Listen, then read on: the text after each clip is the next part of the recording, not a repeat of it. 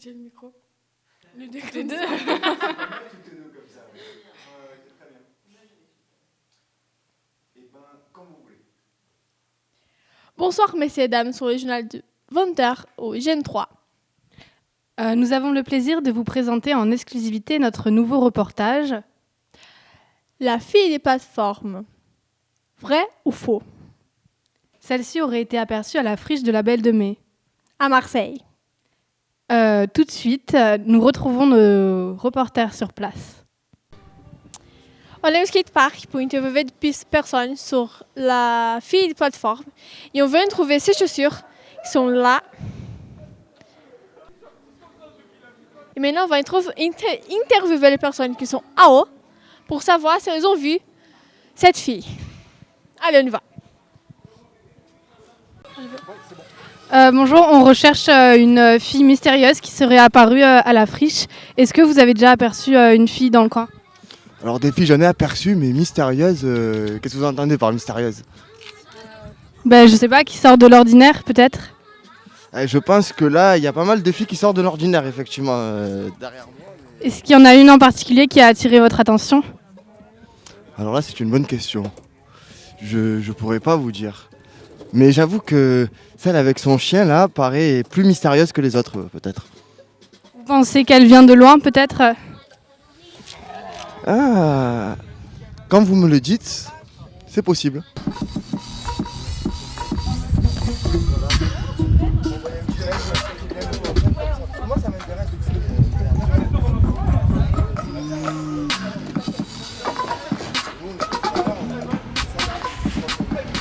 Monsieur, est-ce que vous avez déjà vu une fille avec des algues sur les cheveux? Oui, justement, il y a une demi-heure, je ne comprends pas ce qui s'est passé. Elle courait là, et avec les algues dans les cheveux, et elle est partie vers l'atelier du dernier cri. Merci, monsieur. On va aller voir. Merci. Oui, ça avait l'air bizarre. Hein. Merci. Ça a l'air dangereux. Hein. Donc, on va demander, c'est monsieur en bleu qui arrive pour voir s'il a vu cette fille. Monsieur, s'il vous plaît, est-ce que vous avez vu une fille qui chante, qui vient de plateforme? Ah oui, je l'ai vue, elle était là-bas sur le mur assise, là-bas. Et elle avait l'air étrange. Elle est quoi?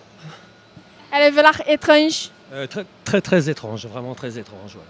Avec des lages de cheveux, par exemple. Voilà, des grands cheveux tout bouclés, tout blonds comme ça. Elle était vraiment très étrange, elle était assise, d'ailleurs elle n'y est plus quoi. Je sais pas où elle est passée. Hein. On a rencontré un jeune homme à la friche qui allègue avoir déjà rencontré cette mystérieuse fille des plateformes. Il est vraiment amoureux de cette fille et donc il n'a pas pu trop parler, mais il nous a raconté des choses qu'on va découvrir maintenant.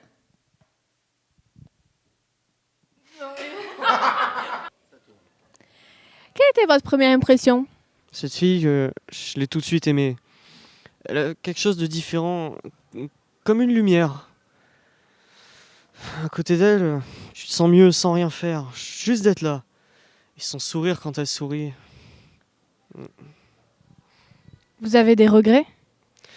J'aurais dû l'inviter chez moi. J'aurais jamais dû la laisser toute seule la nuit. Où elle dormait, je sais même pas. Et quel était son but? Elle voulait rester libre. Enfin, je sais pas. Comment l'avez-vous rencontrée? Je l'ai croisée sur le port une fois. Et elle avait l'air d'avoir la dalle.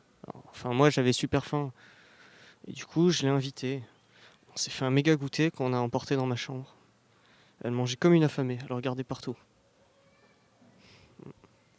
Et vous lui avez posé des questions sur ses origines? Ça ressemble à chez toi, je lui ai demandé. Puis, oui et non, elle m'a répondu. Elle avait les yeux pleins de larmes. J'ai pas osé demander pourquoi. Je pourrais pas oublier cet après-midi. D'accord, merci. Pour en savoir plus sur la fille des plateformes, nous avons contacté un éminent spécialiste qui va pouvoir nous en apprendre plus sur la question grâce à son témoignage d'expert.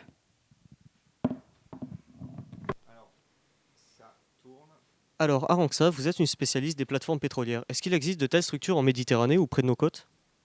Então, existem várias plataformas pequenas aqui no Mediterrâneo, mas não tão grandes quanto no Brasil. No Mediterrâneo, a água é tão cheia de sal que nada suporta.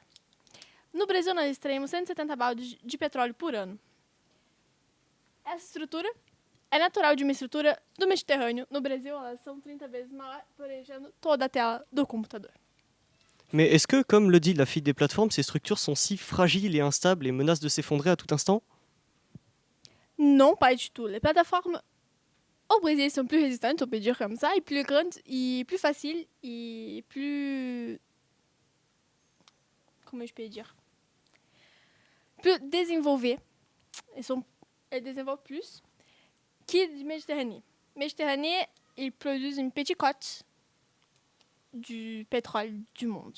Mais c'est pas possible d'habiter là-bas. Mais est-ce que parfois des pirates attaquent vraiment ce genre de structure? Est-ce qu'ils ont quelque chose à y gagner?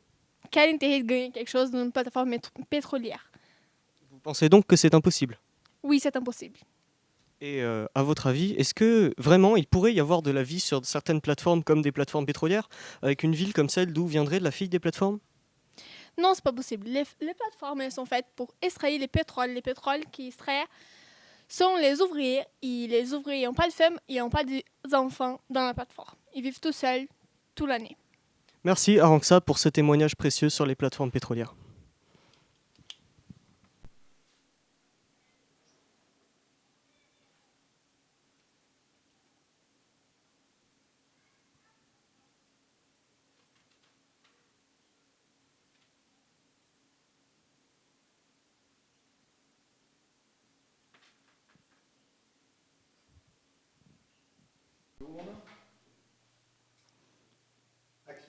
On a trouvé un jeune homme à la friche qui allait avoir déjà rencontré.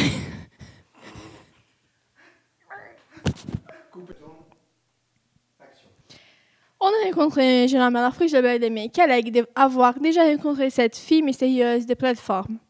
On est allé le voir et... Tout de suite, un témoignage d'une rare intensité. Ça tourne, silence et action. Alors, pour en savoir plus, nous avons contacté un éminent spécialiste qui va pouvoir nous... Ça tourne, action. Pour en savoir plus, nous avons... Ça tourne, silence, regarde la caméra, action. Pour en savoir plus, nous avons contacté un éminent spécialiste des plateformes pétrolières qui va pouvoir nous en apprendre plus sur la question et nous éclairer de son regard d'expert.